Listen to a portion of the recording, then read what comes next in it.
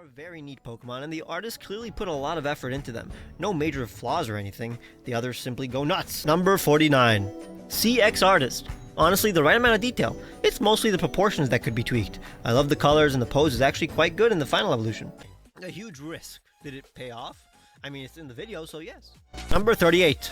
CX Artist. These two are quite tame relative to the last entry, but they're still pretty wild. Another one that feels more like a pseudo, but I hope that doesn't sound like an insult because it's genuinely a compliment. I love the introduction of dark colors, and the bubbles help contrast with the sharp and hardcore elements too. Good design. Number 37. Fern Prince.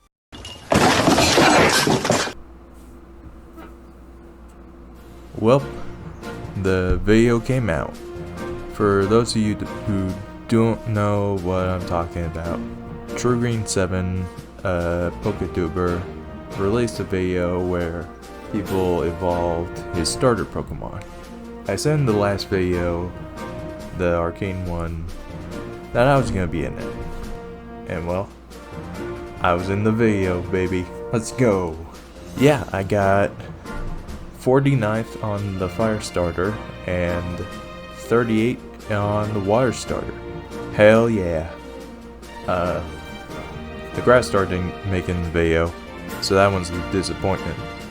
But this video is going to be talking about, what did I do with these guys? What were their lore? What inspired them? So, kick back, grab some popcorn, and yeah, let's just begin, shall we? Alright, so I want to start out with the first one that I designed, which was the fire starter evolution for Quick Kindle. The names of the guys are Chamba and Incindable. Amazing names, I know. Those aren't my strong suits though. Designing Pokemon are somewhat my strong suit. But what are these Pokemon? Well, I wanted to, for my starters, have a theme. A theme that's, I want to say, pretty clear, or clear enough in their designs where you can kind of tell. But the inspiration I took for these dudes, all three of them, were Brazil. Things in Brazil, like cultures, celebrations, popular things that kind of represent Brazil. For this dude, I went with Carnival, and I based them off of the dancers, with the big headdresses, the feathers, and all that. So that's why I based them off. For all the middle stages, I didn't want them to be super, in tune with their final form, so they can grow into that. But also they had to take the final form and Ron's design and kind of make it go into the final stage. So, a couple of things to keep in mind with the middle stage. They're not masters yet, but when they go into their final stage, they're better. For the pose, I wanted them to be based off the dances you see, the dancers do. So I wanted to imply they're in motion that could kind of imply dancing. Obviously, sometimes less is more in Pokemon, but yeah. Well, it was good enough to be in the video, so I did something right. But this is the fire starter. Hopefully you like these guys. Also, you should check out Ron's video. So yeah, but let's move on to the next one, shall we? Alright, the water starter, the one that got the farthest, and the one that looks, but probably not like a starter, to quote Ron, it looks like a pseudo-legendary. Which, I mean, I'm not complaining with, he looks like a badass creature. That's what I was going for.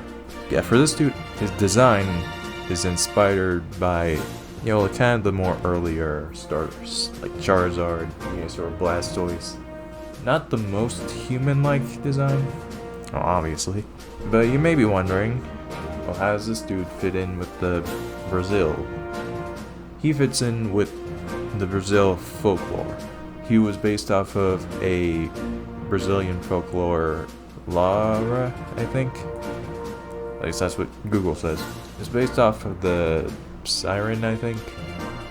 Basically, She leads men into the water to their doom with her singing voice. I decided to combine that with music. Fortunately, in my one Google search, I found out that fish can do stuff with water that makes noise and sound. I'm not sure exactly what it says. They can do stuff with water. I took that and I shoved it into this design. I think one of the coolest parts about this dude is, well, people have folklores about the evolutions, and because of that, and because they're dangerous, like wild ones, they give iguana, who evolves into the dude, to young trainers to help protect them and hopefully get these big, powerful dudes on their side so they can counter the wild ones. I thought that was cool, like, lore for this dude. But yeah, I also gave him vocalize as an ability, which turns sound-based moves into physical moves, because this dude's a physical attacker. He would have moves like Boom Burst, Dishammering Voice, basically all the vocal moves. Clanging Scales, I think it is, like Glorious Soul, some of Komodo's attacks. This dude is sound-based, but also folklore-based, and yeah, I like this dude. Obviously, he made it farther than the other two in the video, which you should watch. But yeah, the voice mimic Pokemon. Hopefully you like him. And now for the final one. The one that didn't make it in the video, which, well, I kinda want to talk about. Originally, I was not gonna make this dude, because for the life of me, I could not come up with a design for this dude. I tried, I couldn't do it. Originally, he was gonna be based off of like instruments, and I was looking up like stuff from Brazilian instruments. One of the aspects that I did keep was, and it's in their names, pau tree or whatever. It's a tree in Brazil that's known for its red hues and colors, which is implemented in the design with all the stripes and stuff. But it also adds, a unique feature to Sleep's design. It also kind of ties in the football theme. This dude's based off of football, and one thing I wanted to do with this dude was make him a goalkeeper, because big hands can stop. Anyway though, so obviously Brazil is known for football or soccer. That I think made like the design, because you got the pau tree, the Brazilian tree. Originally I was gonna do instruments, it's like that wasn't working, so I moved on to like stuff in Brazil then that does stuff with leaves and stuff, nature stuff. Didn't go anywhere, but the soccer, football elements, that's what I think convinced me to make this dude. And while he didn't make it into the video, I do really like this dude.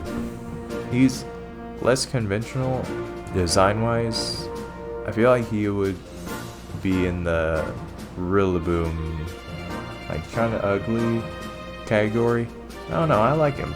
I'd also imagine his personality being, the super, like, extra big muscle characters, like always laughing. I could see him like that. Oh, I also gave him Libero, which is Cinderace's ability, which, yeah, he probably needs it with the typing being grass fighting. I don't really have much else to say. I think I did a pretty good job with these dudes. I feel like I could have done better with multiple passes, because one thing I didn't do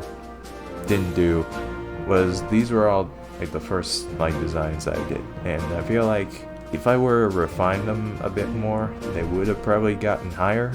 This dude might have actually gotten on the list, but you live and learn. And hey, Ron did say he might do a pseudo legendary challenge next. I already made a pseudo legendary technically, maybe. I feel like I could do pretty good. So yeah, but the next time he does that, I'll announce it that I'm doing it. But other than that, I have nothing else to say. Go watch Truegreen7's video. Watch my other stuff. I didn't recently put out a video. It's a couple weeks now since I did that. You should go watch the Arcane video I did. Subscribe. Do the YouTube stuff. New video coming out soon. So look forward to that. That's it for this video. I'll see you in the next one. Goodbye.